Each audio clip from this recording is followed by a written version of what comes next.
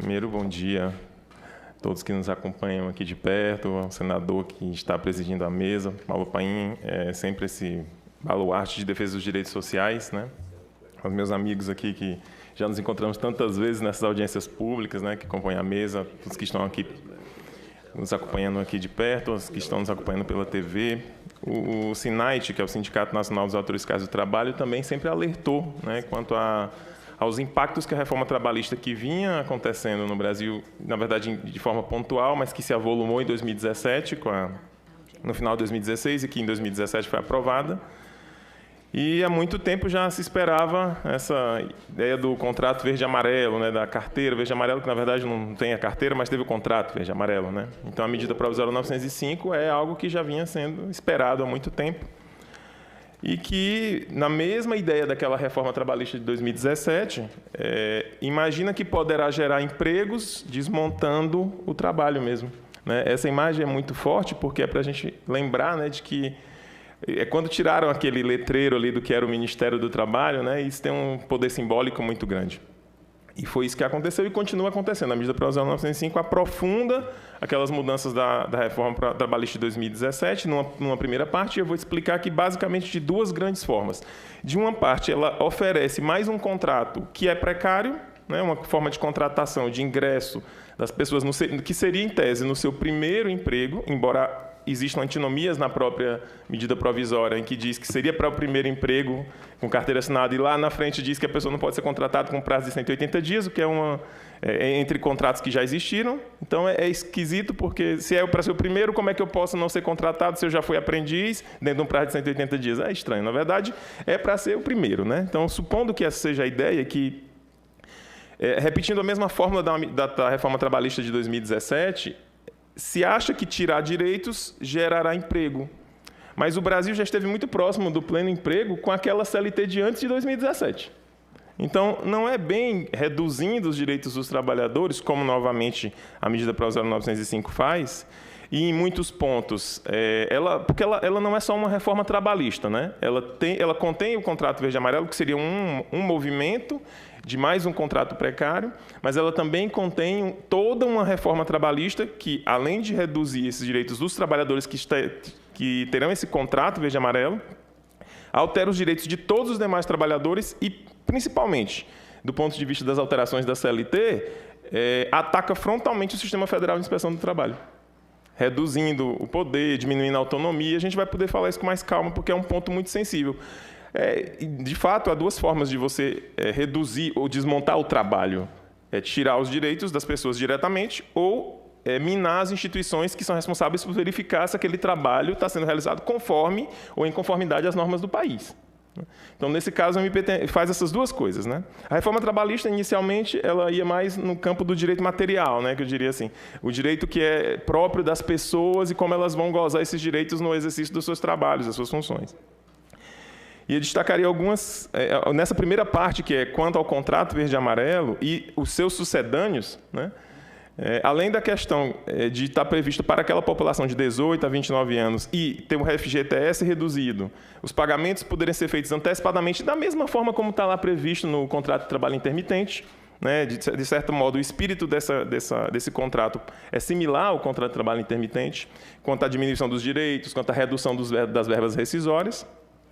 Ela ainda institui o que muitas pessoas têm, até de título bem-humorado, dito que seria um imposto sobre a grande pobreza.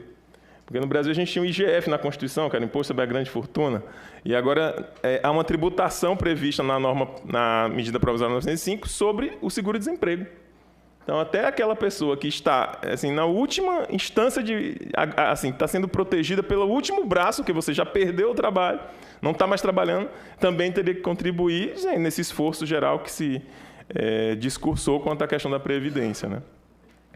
Então, eu acho que o texto que foi inicialmente lido é muito mais do que feliz e adequado para o que a gente está vendo, né?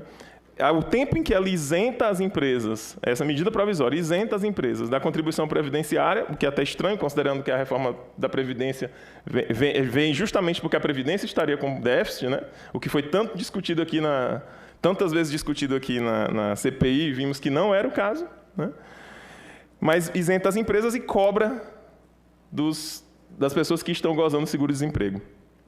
Então, são tantos pontos, e a MP é tão longa, né? E, por outro lado, além desse ataque direto e imediato aos próprios direitos das pessoas que vão ser contratadas por meio do contrato de trabalho verde e amarelo, a gente tem, por exemplo, de novo, repetindo da MP anterior, que foi rejeitada, inclusive, aqui no Congresso, a desregulamentação da jornada de trabalho, né, quanto à questão especialmente da liberação do trabalho nos domingos e feriados, né? Então, assim, novamente, volta aquele mesmo conteúdo da MP que já tinha sido, de algum modo, rejeitado, e até, na verdade, isso é atentatório até contra a Constituição, não poderia estar de novo na mesma legislatura e tudo. Eles alegam o seguinte, veja a contradição deles. Não, mas isso foi no ano passado, é o que eles alegam lá na comissão. Daí eu disse para ele, sim, nós derrubamos no ano passado. Olha, não esqueço que a MP foi editada também o ano passado. Então, foi, sim, na mesma legislatura. Por sim. Isso que é ilegal, inconstitucional e imoral. Você tem além toda a razão. De todas as, né? Do ponto de vista técnico, constitucional, legislativo do processo, já tem um problema aqui, né? Pleno vigor no ano passado. Exatamente. E vamos para outros pontos, assim, porque, como eu disse, tem essa dimensão de precarizar ainda mais, oferecer mais um contrato precário, não bastassem os que já estão na CLT, né? Contrato de trabalho intermitente, autônomo exclusivo, tempo parcial, quer dizer, aquela pleiade, né, aquela míriade de contratos que hoje a gente tem no Brasil, que vai desde o trabalhador autônomo exclusivo até o empregado que nem é habitual e nem é exclusivo, que é o intermitente. E assim, por outro lado, há uma severa tentativa na MP, forte, de modificar, e aí está na apresentação, vou até passando aqui, de modificar este quadro aqui. Por que eu resolvi apresentar logo os resultados da fiscalização do trabalho, assim, rapidamente? Num quadro, né? Esses são os resultados da inspeção do trabalho de 2008 a 2019, tá? Consolidados alguns dos resultados, obviamente. Tem muitos outros produtos da fiscalização, mas são 2 milhões de empresas fiscalizadas, mais de 23 mil acidentes de trabalho analisados ou investigados, mais de 1 milhão de fiscalizações em que foram abordadas questões de segurança e saúde, ou seja, 383 milhões de vínculos de trabalho alcançados, né? Fiscalizados. Desses acidentes analisados aqui, daqueles 23 mil, a União começou a promover a cobrança, né, naquelas ações que seriam as ações que você cobra dos empregadores quando pela investigação da inspeção do trabalho se detecta que houve, né, o descumprimento das normas regulamentadoras, então a AGU começou a cobrar nas ações regressivas aí, o que chegaria até 1 bilhão de recuperação, né? Para os cofres públicos, né? Justamente isso, sim, protegendo a Previdência, né? Nisso tudo significou, portanto, nesses anos, que seriam 11, 12 anos, 3,8 milhões de vínculos formalizados, além desses 3,8 milhões de vínculos, mais de 1 milhão e quase 1,5 milhão de aprendizes e mais de 300 mil pessoas com deficiência, incluídas pela lei de cotas, né? No resultado do FGTS, a gente vê ali embaixo que são mais de 31 bilhões nesse período, né? 3,5 bilhões na fiscalização diretamente e 28 bilhões de notificações de débito, que são aqueles documentos que nós lavramos quando a empresa não recolhe o FGTS. E eu mostro isso porque, até 2019, a gente não vai sentir, talvez, o impacto dessas mudanças que estão na MP 905 para a fiscalização nesses resultados. Porém, há essa arquitetura legal, e aí a gente está falando aqui dos trabalhadores resgatados, por exemplo, são mais de 54 mil, né, no período de 95 a 2019, isso ali até agosto, né? São mais de 100 milhões de verbas rescisórias pagas para esses trabalhadores que foram resgatados, 5 mil estabelecimentos fiscalizados. Porém, essa arquitetura legal institucional das atribuições da inspeção é diretamente atacada também na medida provisória 905. E eu queria botar alguns pontos aqui, porque se você não mantém essa unidade, você não vai ter mais aqueles resultados. Hoje nós somos apenas 2.160, mais ou menos. Todo dia aposentam alguns, saem alguns, então, e não tem concurso. Então, a gente está no quadro mais reduzido de menor quantidade de auditores nos últimos 20 anos. Permite só para ver aí o resultado da questão da Previdência. São milhões de pessoas que não são mais atendidas porque eles não fazem concurso. Enfraquecem toda a fiscalização, que você vai concluir ali, né, naturalmente, vai mostrar. Enfraquece a fiscalização e dizem, como é que é, você vai explicar, mas eu estou provocando já aqui, não, claro, que o fiscal não pode, se a máquina está totalmente como é que chama? Desapropriada, não está em condição para produzir, que pode cortar braço, perna, pode matar o trabalhador, não pode interromper embora o fiscal chegou lá e diz, olha, essa máquina aqui é um risco de vida imediato. Ele vai aprofundar isso aí, porque eu estou falando lá na comissão, que eles falam que é uma segunda chance. Exatamente. Segunda chance e o trabalhador pode perder a vida. Pode perder o braço, uma perna ou a vida. Né? E não tem segunda chance de perder a vida, né? Não dá para voltar. Segunda chance é essa. Não temos essa dupla visita aqui. A dupla visita, é isso que você Exato. Vamos abordar. Então, assim, existem três assim, pontos em que há uma interferência direta dessa medida provisória 905 na inspeção do trabalho, inclusive com violações à Convenção 81 da OIT, né? Que é a que regulamenta a inspeção do trabalho no mundo, né? Que regula, na verdade, os grandes princípios da inspeção. No fato é que essa medida provisória, quanto à autonomia e independência técnica, ela potencializa significativamente a influência externa indevida. Eu vou mostrar alguns pontos aqui para a gente entender. Na Convenção 81, a inspeção do trabalho é vista como um sistema. Um sistema significa, obviamente, algo que é fechado, sob a perspectiva de que sofre influências externas. Logicamente, todos os sistemas estão em consonância com outros, em convivência com outros, em harmonia com outros, mas ele, ao mesmo tempo, tem uma regulação interna de forma que proteja aquele sistema de interferências que poderiam ser danosas ao seu funcionamento. No caso do sistema, ele é explícito no artigo 6º da Convenção, ao dizer que o pessoal que compõe a inspeção tem que ser funcionários públicos, até ali no início, cujo estatuto e condições de serviço lhes assegurem a estabilidade nos empregos e os tornem independentes de qualquer mudança de governo ou de qualquer influência externa indevida. A MP 905, ao alterar vários artigos da CLT, coloca pontos, por exemplo, no caso do 627-A, que fala poderá ser instaurado o procedimento especial para ação fiscal, com o objetivo de fornecer orientações sobre o cumprimento das leis de proteção ao trabalho, sobre a prevenção e saneamento de infrações. Aí coloca com eficácia de título executivo na forma a ser disciplinado pelo Ministério da Economia. Ou seja, não é disciplinada pela própria autoridade fiscal máxima, né? Que seria o subsecretário de Inspeção do Trabalho, mas pelo Ministério da Economia. Então, um agente político, e no caso do 627-B, que fala de planejamento de ações fiscais, coloca que esse planejamento passará a ser ordenado por um ato da Secretaria Especial de Previdência e Trabalho do Ministério da Economia. O que significa? Ações que são evidentemente técnicas, que são as ações do procedimento fiscal, que é no curso das ações fiscais, e, ao mesmo tempo, o planejamento da fiscalização todo direcionado por agentes que são estranhos ao Sistema Federal de Inspeção do Trabalho. Não são auditores fiscais do trabalho, não são pessoas que têm essa formação e essa preparação. Então, a primeira questão é essa. A própria gestão do sistema federal passa a ser feita por elementos ou por atos normativos que são de pessoas externas ao sistema federal.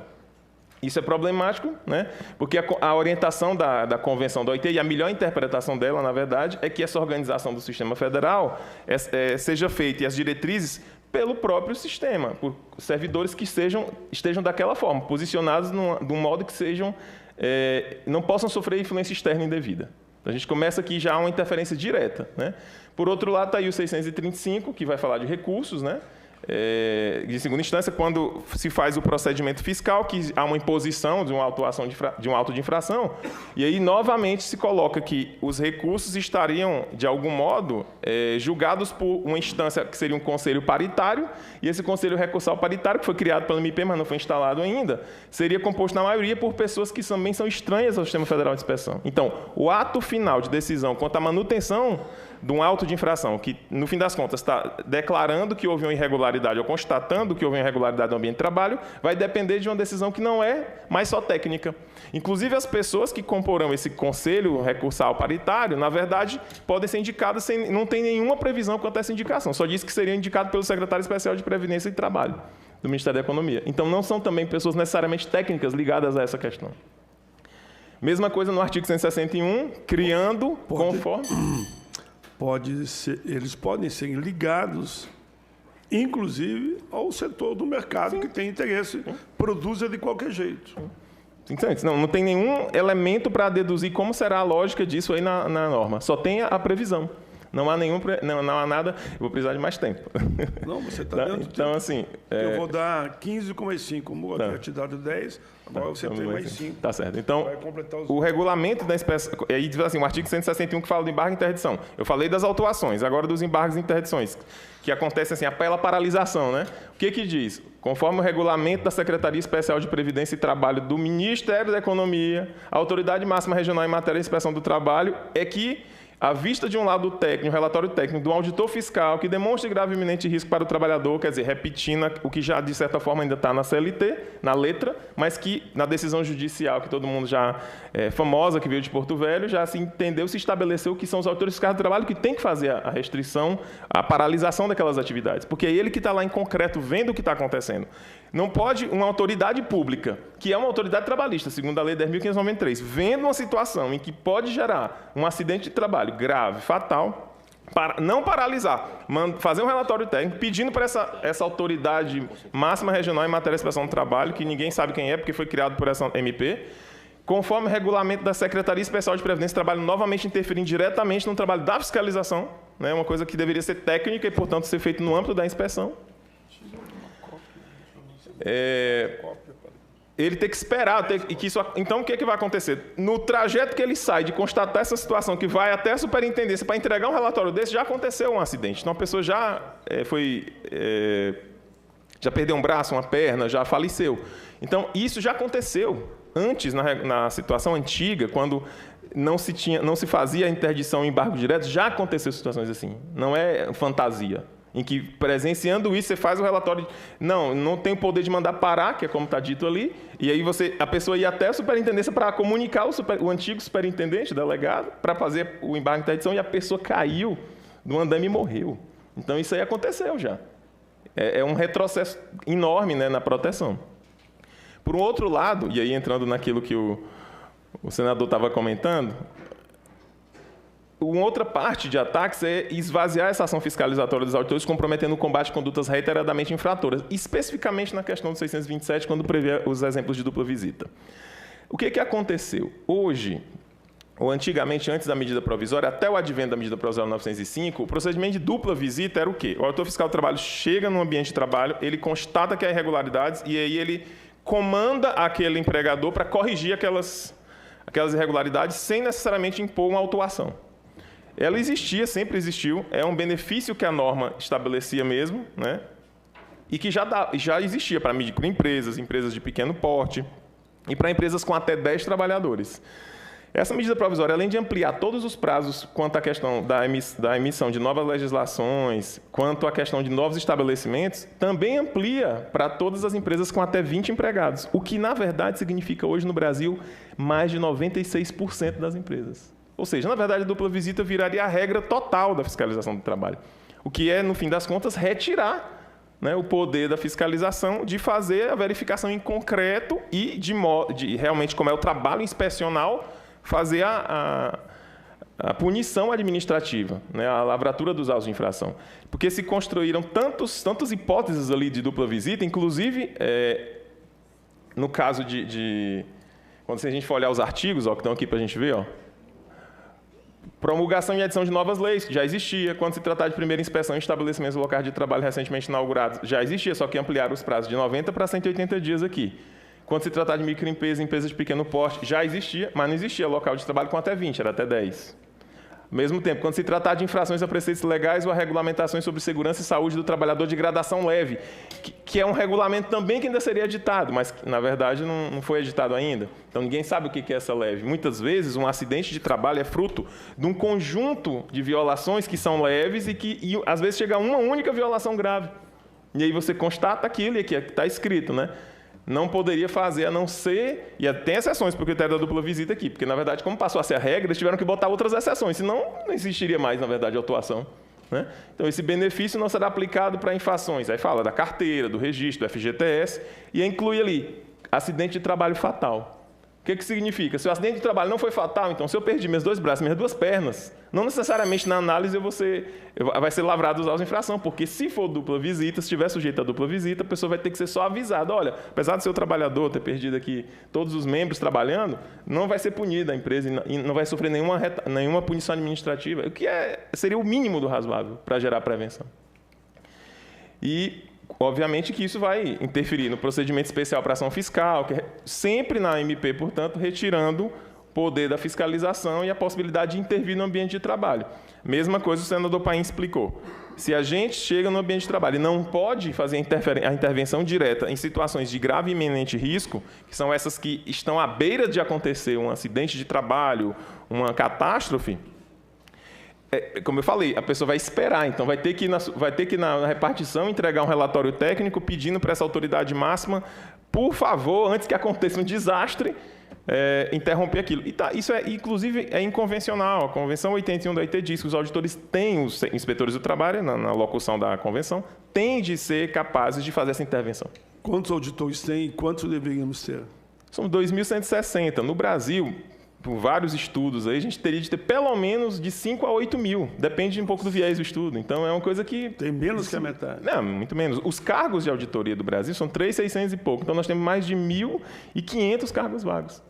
Temos 1.400 e poucos cargos, quase 1.500. Então, nem aquilo que foi criado há séculos, né, para poder prever para aquela economia, que não é a nossa economia é muito mais complexa, com muito mais tipos de contrato.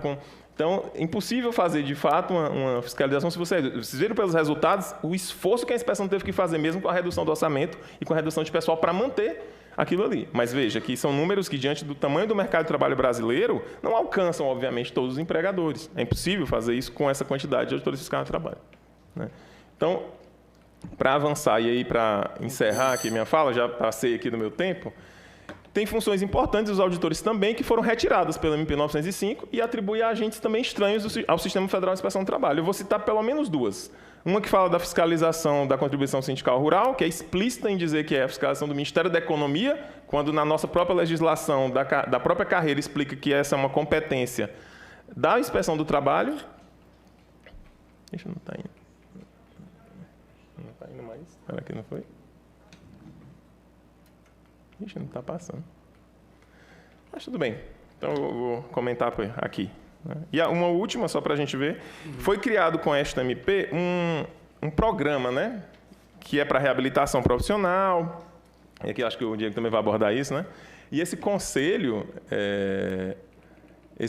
do programa, se a gente for observar, diz assim, é um conselho de um programa de habilitação e reabilitação física e profissional, prevenção e redução de acidentes de trabalho com sede na cidade de Brasília. Esse conselho está escrito no programa, redução de acidentes de trabalho. Se a gente olhar na composição, não há um auditor fiscal do trabalho.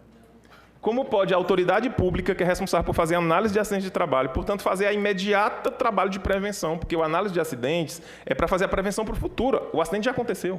Você está na esperança de que não acontecerá mais, se você indicar os erros que aconteceram naquela política ali de prevenção da empresa. Se não tem nenhuma pessoa dessas ali, como é possível gerenciar um programa desse? Então, é mais um elemento para a gente ver como a lógica, no caso da MP, distorce completamente o Sistema Federal de Inspeção. E aí eu queria dizer assim, né, senador, além das alterações no direito material, que alteram o contrato com o contrato de trabalho verde e amarelo, com essa imposição tributária sobre seguro-desemprego e muitas outras pequenas mudanças ali, o trabalho ao sábado dos bancos. Além de tudo isso, né, essa mudança direta no Sistema Federal de Inspeção do Trabalho também gera uma fragilidade.